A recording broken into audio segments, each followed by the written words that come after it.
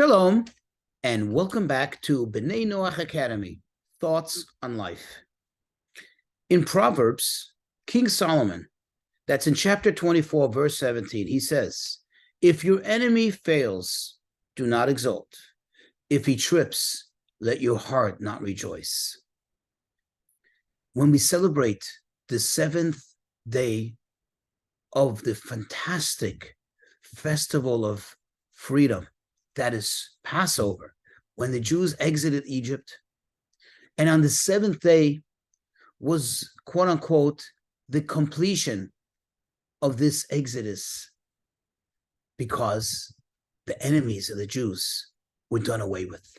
Remember, God split the sea, and after the Jews, the very last one of them, left what was the sea, of course, they walked on dry land.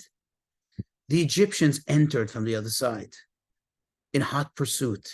But right then, as they entered the space which was the sea, the waters came crashing down.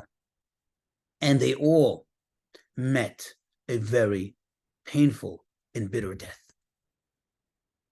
The sages tell us what went on precisely during this time up there in the heavens. You see, the ministering angels, they stand before God and sing shira. Shira means songs.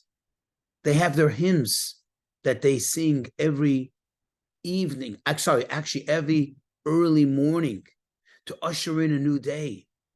They sing before Almighty God.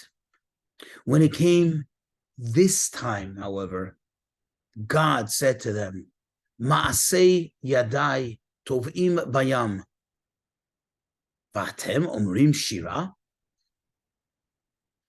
The handiwork of my hands, meaning my creations, are drowning in the sea. And you sing songs? And you sing hymns? In other words, what God was saying to them is, now is not an appropriate time to sing, not even to me. And this teaches us something. This is really perhaps what King Solomon is saying in that verse in Proverbs. You see, as a decent person, as decent people, we do not rejoice. We do not take pleasure nor pride in the downfall of our enemy. Sometimes it's necessary. You do need to defend yourself. You do need to eliminate the source that threatens your existence. That is fine, but it's not cause for rejoice. This is not an excuse for celebration. You don't find decent, civilized people shooting their guns up in the air when they hear that somebody from their enemy has been killed or met their tragic end. That is not the Torah way. That is not God's way. In fact, on a certain level, we need to feel bad. We actually need to be saddened as decent human beings that it had to come to that, that one human being should have to kill another human being just to defend themselves. In fact, this brings to mind a very, very classical saying, one that I really, truly appreciate, from Israel's only woman prime minister, Golda Meir.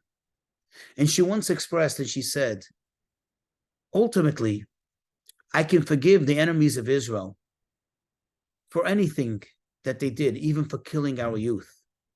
But I will never be able to forgive them for forcing us to kill their youth.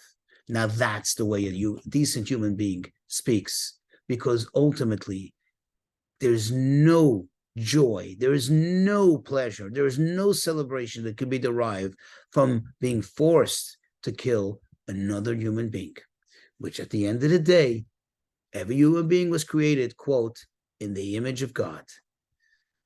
This is how the Torah looks at life.